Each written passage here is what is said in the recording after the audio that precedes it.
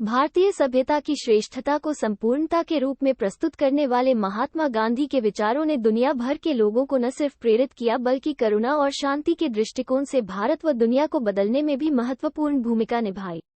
उनका मानना था कि पश्चिमी सभ्यता जहां भोग विलास और शारीरिक सुख को ही अंतिम उद्देश्य मानकर चलती है, वहीं भारतीय सभ्यता आत्मिक उन्नयन की बात करती है।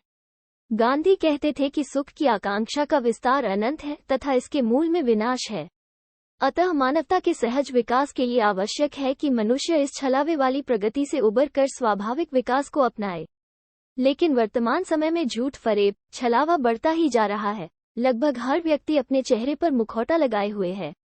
आज लोग सोशल मीडिया में प्रसिद्धि पाने के लिए तरह तरह के पैतरे अपना रहे हैं। छोटी छोटी बातों पर दंगे व हत्याएं की जा रही हैं। ऐसे में गांधी का दर्शन व विचारधारा ही है जो हमें सत्मार्ग पर ला सकती है। आज ऐसा प्रतीत होता है कि गांधी के विचार तत्कालीन समय में जितने प्रासंगिक थे, उससे कई गुना ज्यादा वर्तमान में प्रासंगिक हैं। तभी रामधारी सिंह दिनकर ने गांधी के बारे लिखा है कि एक देश में बांध संकुचित करो न इसको। गांधी का कर्तव्य क्षेत्र दिक नहीं काल है।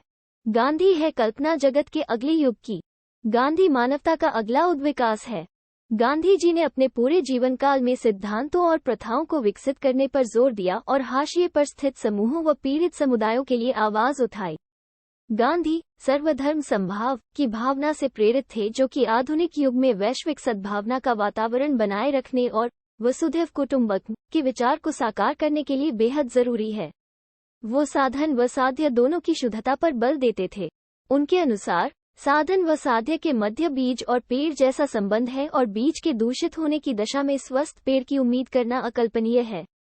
गांधी की सत्य की अवधारणा। गांधी जी सत्य को ईश्वर का पर्याय मानते थे। वे अपने वचनों और चिंतन में भी सत्य को स्थापित करने का पूरा प्रयास करते थे। लेकिन आधुनिक समय में आम आदमी ही नहीं बल्कि ईश्वर को साक्षी मानकर अपने पद की शपथ लेने वाले राजनेता व मंत्री तक अपनी लोकप्रियता बरकरार रखने के लिए झूठ बोलने से नहीं कतराते हैं। ऐसे में जरूरी है कि देश में गांधीवादी सिद्धांतों का सही तरह से पालन किया जाए, जिससे देश नवनिर्माण की दिशा में आगे बढ़ सके। गांधी का अहिंसा दर्शन।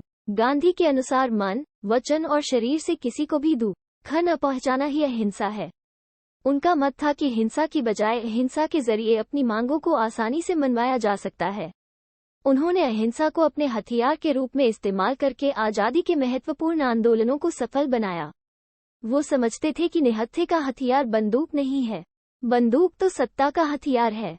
एक जगह तो उन्होंने अहिंसा को एटम बम से भी ज्यादा प्रभावी बताया है। यदि वर्तमान में इस सिद्धांत का पालन किया जाए तो क्षुद्र राजनीतिक व आर्थिक उद्देश्यों की पूर्ति के लिए व्याकुल समाज व विश्व अपनी कई समस्याओं का निदान कर सकता है। लेकिन आज संपूर्ण विश्व अपनी समस्याओं का समाधान हिंसा के माध्यम से करना चाहता है। वैश्वीकरण के इस दौर में वसुधैव कुटुंबकम की अवधारणा ही खत्म होती जा रही है। हार्वर्ड के प्रोफेसर लेस्ली के फिंगर का कहना है कि 21वीं सदी दुनिया के इतिहास में तुलनात्मक रूप से सबसे सुंदर दौर है। इसके बावजूद विश्व के अधिकांश देशों में अशांति फैली हुई है। अधिकतम देश हिंसा और युद्ध के शिकार हैं। यह अंधी दौड़ दुनिया को अंततः विनाश की ओर ले जा रही है।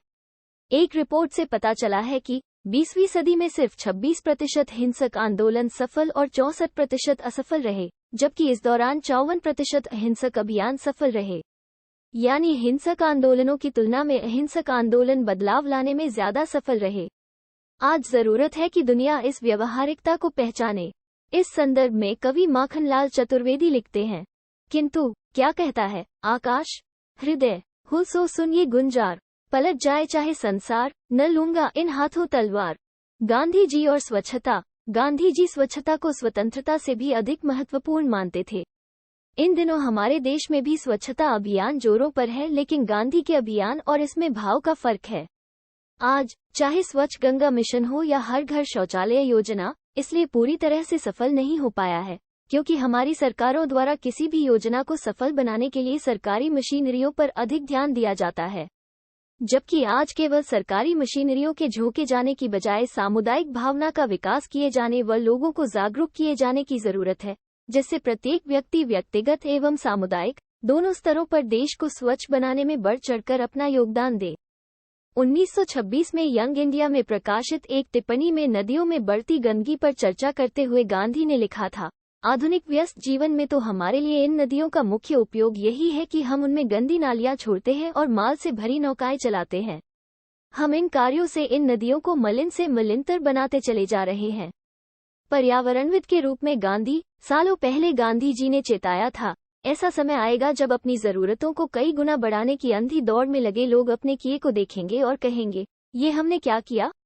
यदि हम वर्तमान के जलवायु परिवर्तन से संबंधी वाद विवादों को देखें तो जिस व्यग्रता से पश्चिमी देश उभरते हुए देशों को अपना कार्बन उत्सर्जन कम करने के लिए समझा रहे हैं और विकसित देशों द्वारा जलवायु परिवर्तन की गति को कम करने के लिए अरबों रुपये खर्च किए जा रहे हैं, उससे गांधी की भविष्यवाणी सच होती दिख रही है। गांधी का पर्यावरण शास्त्र भारत और विश्व के लिए उनके इस समग्र दृष्टिकोण के अनुरूप है कि मनुष्य का अस्तित्व बने रहने के लिए जो अत्यंत आवश्यक है वही प्रकृति से मांगा जाए। गांधी जी ने कहा था कि धरती के पास सभी की जरूरतों को पूरा करने लिए पर्याप्त है, किंतु किसी के लालच के लिए नहीं। ऐसे में किसी लोकहितकारी मुहिम में समाज के सभी वर्गों को जोड़ने की कला गांधी जी से सीखी जा सकती है।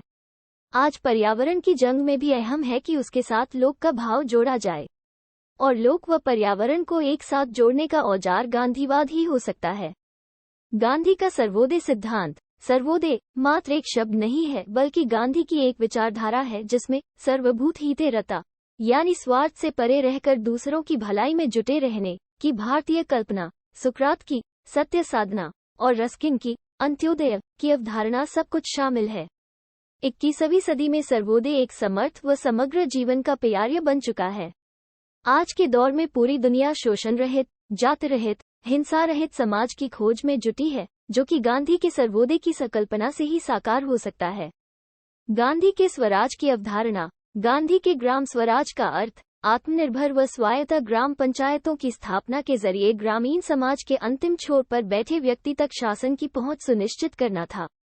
गांधी जी विकेंद्रीकृत सरकार व विकेंद्रीकृत अर्थव्यवस्था के समर्थक थे।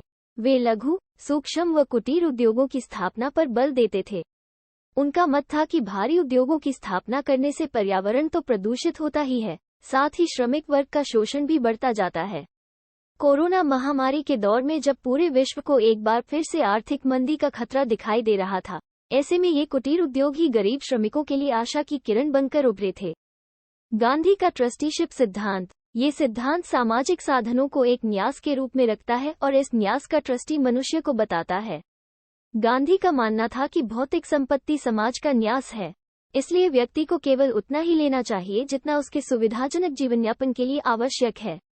सरल शब्दों में कहें तो ये सिद्धांत मैं को हम में परिवर्तित करता है। यह अमीर व्यक्तियों को एक ऐसा माध्यम प्रदान करता है जिसके द्वारा वे गरीब और असहाय लोगों की मदद कर सके।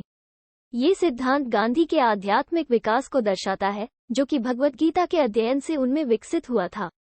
बात करें वर्तमान में इस सिद्धांत की प्रासंगिकता की, तो ट्रस्ट द्वारा संचालित अस्पताल व एनजीओ इसका प्रत्यक्ष उदाहरण है। गांधी का स्वदेशी मॉडल, स्वदेशी का शाब्दिक अर्थ अपने देश का होता है, परंतु अधिकांश संदर्भों में इसका अर्थ आत्मनिर्भरता के रूप में लिया जा सकता है। आधुनिक समय में जब अमेरिका एवं चीन जैसे देश व्यापार युद्ध के माध्यम से अपने को मजबूत और दूसरे देशों की आर्थिक व्यवस्था को कमजोर करने पर तुले हैं, ऐसी स्थिति में स्वदेशी की यह संकल्पना देश के घरेलू उद्योगों और कारीगरों के लिए एक वरदान की भांति सिद्ध होगी। उपर्युक्त तथ्यों पर गौर करें तो हम पाते हैं कि गांधी जी अपने समय के सबसे बड़े दार्शनिक थे।